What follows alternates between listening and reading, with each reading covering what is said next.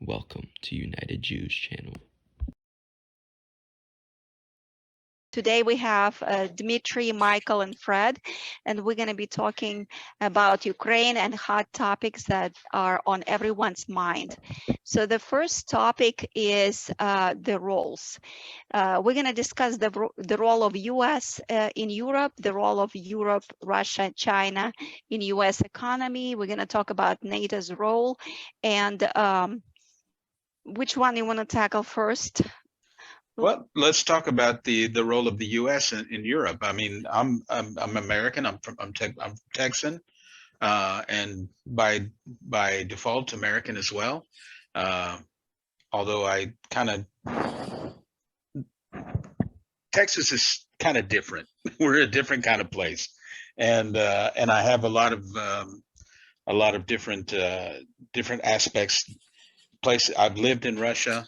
I have lots of family, well, to be family, and lots and lots of friends in Ukraine.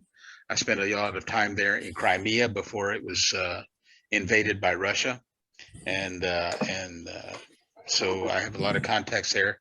And one of my very, very best friends, in fact, Uliana, I think you know her, Uliana Balaban, is she's like a sister to me. She's very, very close. So I have kind of a unique perspective in that I have friends on both sides of the war, but my sympathies are with Ukraine. And I think so. What can you tell, on the subject? What is the role? Well, the role of the U.S. is very simple. We have an obligation to support democracy and freedom. More importantly, not so much democracy, but freedom in Europe. We have an obligation as NATO allies, where there are a lot of countries there that are NATO countries, including Poland and Great Britain and France and those countries there. They're all very close there. Everybody's very close, and they share so many common cultural things, aspects as well. But we have an obligation to support freedom in Europe. So you are saying it as an American, As an American, yeah, okay. Yes. Okay, we have an obligation to support those who are fighting for freedom. In Texas, we have a very unique perspective. We won our independence first from Mexico, and we joined the United States, okay? After it being our own country, we joined voluntarily. And so we understand that the necessity of freedom. We can leave the United States if we decided to go. They might not like it. The rest of the United States may not like it, and probably the way things are going, probably many of the other states would join us, and it would cause another civil war.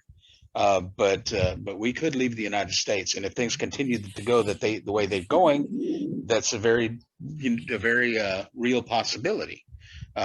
We're here in Texas, we're very, very adamant that we want to maintain our freedoms.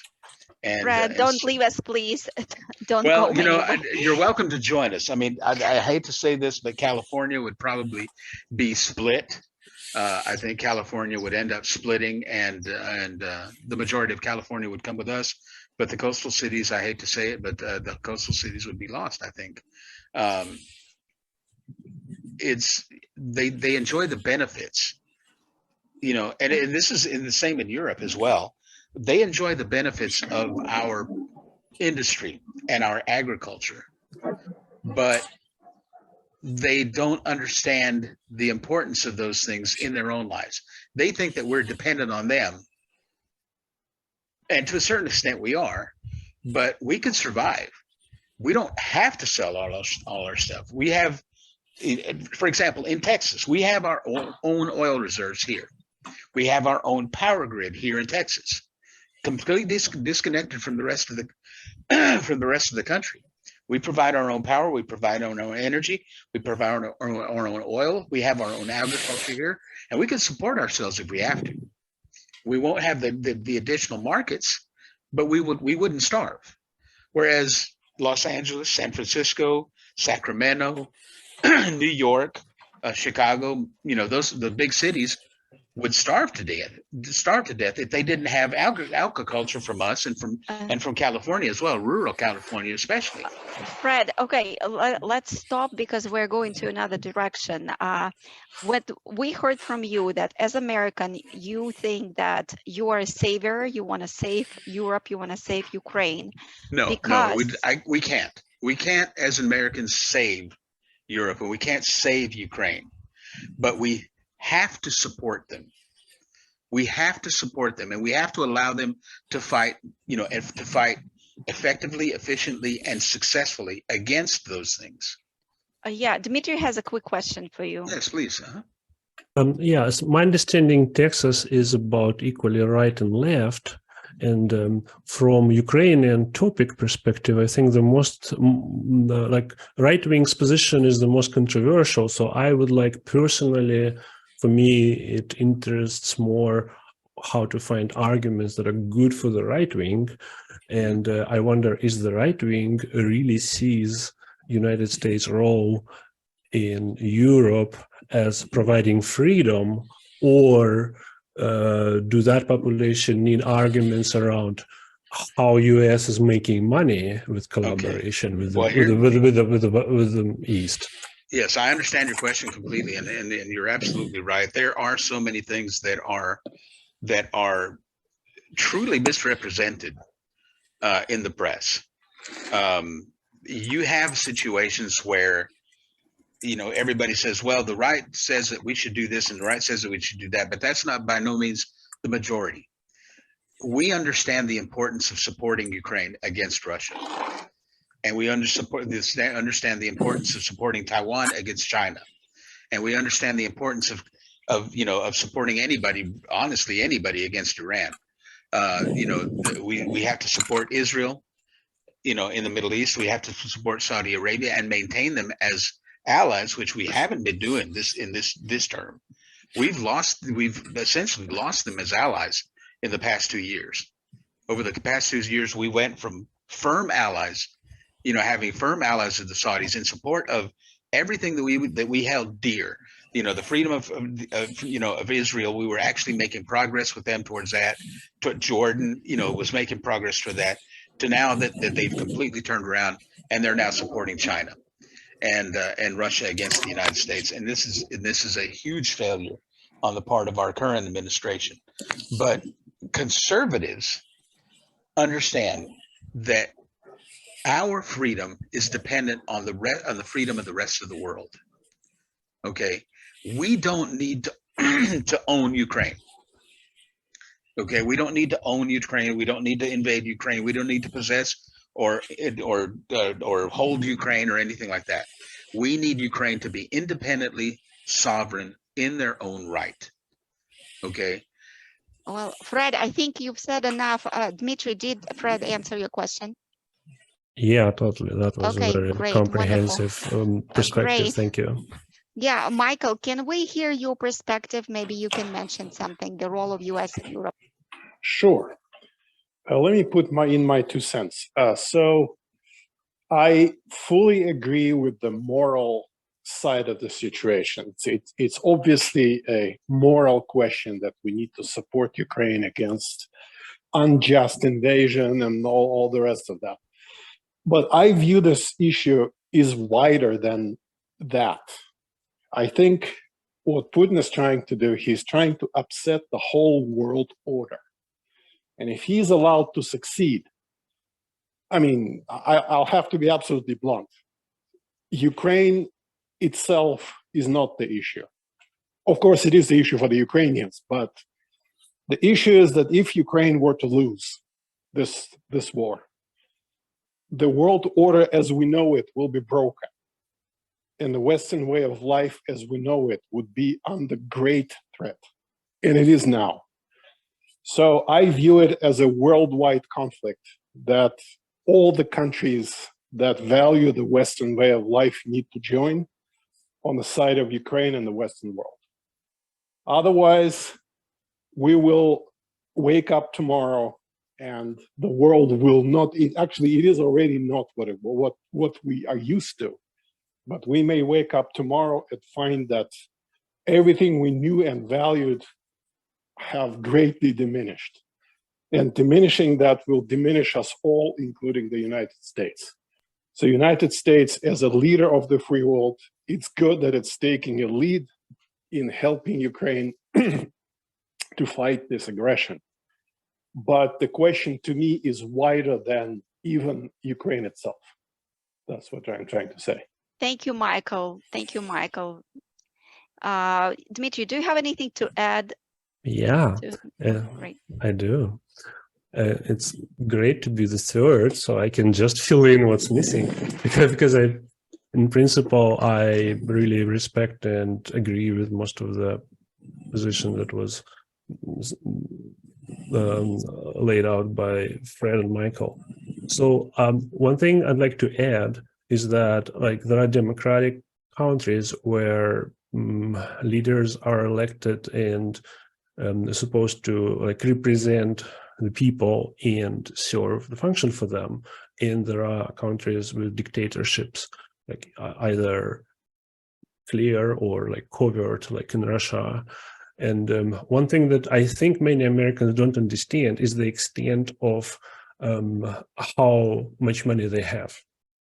Like, think if everyone in Russia steals 10%, it means Putin himself has a couple of $1 trillion over the 20 years. You just look at the expert figures and so on.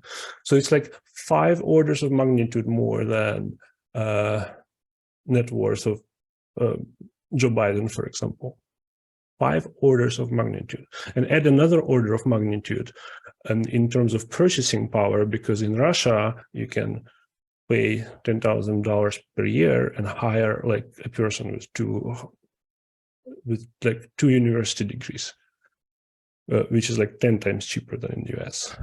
And then you can put those people to, you know, act as trolls in forums. And the troll farm is a known thing organized by Prigozhin, I think. So yeah, so that's one of the things I want to mention. And then another, the way so by the way, my background is I was born in Ukraine, actually in Kharkiv. When I was 7 years old, I moved to Latvia, and between 7 and 12, I was back and forth. From 12 through 23, I was in Latvia, which is like a Baltic country with some special story about Russia versus Latvian tensions there. And then after 23 through now, so another 17 years, I've been in the US, and I feel more like an American than anything else. But yeah, I do have friends from both sides, and I totally follow all the news, all the geopolitical news, economic news, war, like military news and internal news, like what's happening with the moods and like Russians who live in Russia, with expatriates and so on. And one thing I like to add about the role of the US and the Europe is that I think that this free market where everyone is taking advantage of technological advances of everyone else, that's like a network that requires free market. And free market is very vulnerable to dictatorship, to bribes. I mean, imagine if you have $1 trillion, or maybe Putin cannot spend $1 trillion unchecked, but he can spend tens of billions unchecked. I mean, he can basically, a lot of like lobbying for Kremlin that we saw over last year, in my opinion, is a result of this network that was created where politicians or some figures, they are on the hook. Maybe FSB like knows something about them that can ruin their life or their career, or they are bribed or whatever. And those relationships where dictators agree with each other on something, they hurt free market. It's absolutely not an area where US, with its democratic and free market approach, can sort of join that country in their network. So for US, I think, and the US is exporting intellectual property, but is taking great advantage of all the collaboration with all the other countries that like respect this free market zone. And Ukrainian people were clearly willing to join the free market zone. That was the reason why in 2014 they had this Orange Revolution. But Putin's plan is to basically keep Ukraine in Russia's sphere of influence. So basically to keep it, to grab it from the free market world and join it into this dictatorship control kind of relationship world.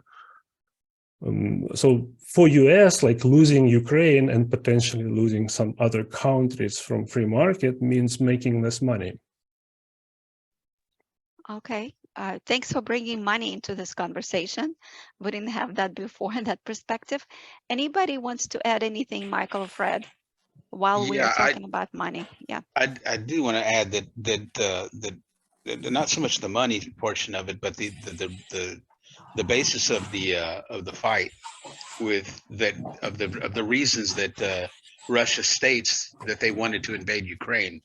Russia says that if Ukraine joins NATO, they will have a NATO country on their border, and they can't stand that. But the problem is, if they invade Ukraine and they take over Ukraine, Ukraine becomes part of Russia again, and they've got Poland on their border, which is a NATO country. What's the benefit to them? I don't understand what they've hoped to gain from that. Well, I mean, it's an excuse, maybe. Mm-hmm. They are not planning to make Ukraine part of Russia. They wanted to be a Russia satellite as a buffer zone. So they would have Ukraine separate them from the evil NATO, as they say. But if you look at the result of what happened, now they will have two NATO countries, two new NATO countries be on their borders, which is a lot longer than the border with Ukraine. And they're not batting an eye because they can't. Right. Finland and Sweden would be in NATO, and they're not. They're just saying, "Well, we're disappointed, but nothing much." But Ukraine to them is a special case because these are so-called brothers, or not so much the brothers as the younger brothers that need to understand that they were wrong, that need to be brought into, to heal and all that kind of thing. It's a long discussion. But I mean, this whole NATO thing, and NATO and Ukraine is just a pretense. Yeah, exactly. And as far as the money is concerned, the problem is that, it's a pseudo free market in Russia.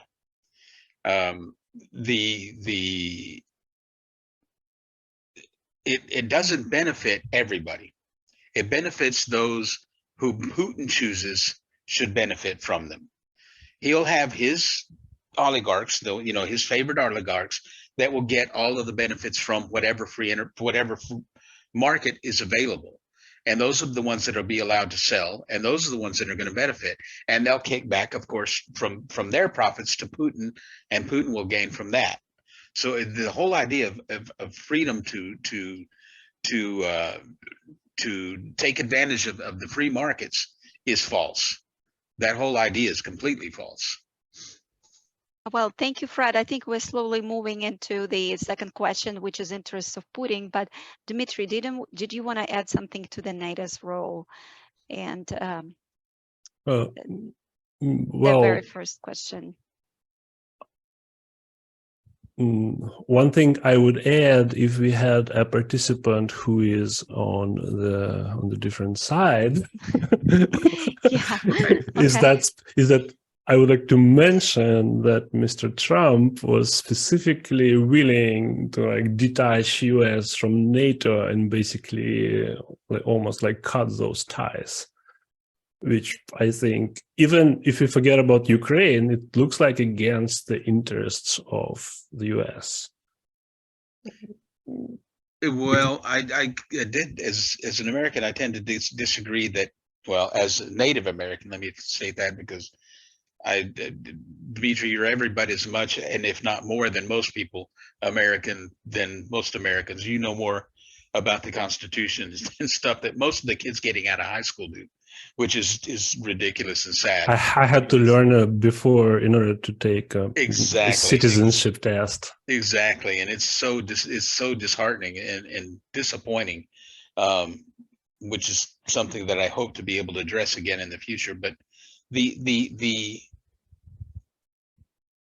Trump doesn't represent all of the Americans, and he doesn't represent all of the conservative Americans even. I disagree. I think that it's in the interest of the United States very, very closely to follow what happens in Ukraine and to support Ukraine. Okay, we do have our problems here at home, and we need to address those issues, but they're not being addressed already. They haven't been addressed for years. We keep throwing good money after bad, and we keep wasting money trying to get things done, and everything else gets added on to something that needs to be done. If we need $10,000 for one thing, there'll be $100,000 bill that will go in, and it'll include $90,000 of other junk that doesn't need to be dealt with, and it'll be that's what we did to get the $10,000 that everybody's worried about. Well, we need to be able to have the line item veto, but that's the idea that we are going to exclude anybody else in the world, that we cannot support anybody else in the world. We have an interest in the rest of the world's success. I said this years and years ago when I was in Russia, when I was teaching in Russia. I said, I would much rather have Russia back before Putin became the epitome of the adage that power corrupts and absolute power corrupts absolutely. I said I would much rather have Russia as an ally, as a successful ally to the United States than as an enemy. Because what happens is every war that's ever been started has been started for resources. Okay, somebody needs the resources or access to resources that the other country doesn't have. And that's why they invade. Okay, if we completely exclude Russia from the world economy, that's going to have problems. The only benefit to that is that the people of Russia will finally have had enough and will overthrow Putin. And it's going to be, and unfortunately with Russia, they have a long-standing tradition of revolutions.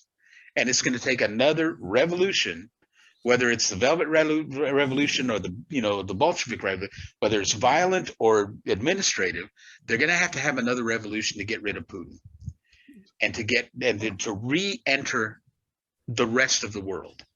Yeah, Okay. as much as we would all like that to happen, Fred, I am not holding my hopes high. I think Russian society right now is not ready for anything like this. I don't know. I've got a lot of friends in Novosibirsk and St. Petersburg that are getting really, really tired of what's happening. Novosibirsk, St. Petersburg, and Moscow are actually the only, intelligence hubs in Russia. And if you look at all other cities, most people they're not don't. Real Russia. Yeah. A lot of people will say those cities Okay. are not real Russia. All right, but it is majority of the population, and it is support base for Putin, and some of them don't even know that the war is happening. Some of them or know completely wrong picture because they consume Kremlin lies. They think that the number of casualties for their soldiers is 10 times less than the actual number, and so on. I mean, they're thinking that they're winning, that it is some side war. They don't really care, and they don't even bind the economic impact of sanctions to what they're doing in Ukraine. It's just disjoint things. Does anybody else remember the Second World War and Goebbels? Propaganda minister for yes, of course. Hitler. But I mean, Dmitry, I think the key word here is thinking. They do not think. They do not want to think. They do not want to know. But doesn't it mean that they should change first, and they should initiate this request to join the European family so that they are responsible, rather than we are trying to pull them in and then realize that they are Stone Age, aggressive.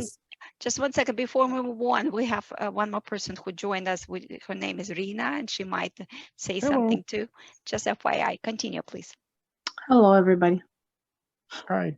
I was just about to say that I've heard your opinions on that, but I think you discounted one thing, that right now there is a dictatorship in Russia.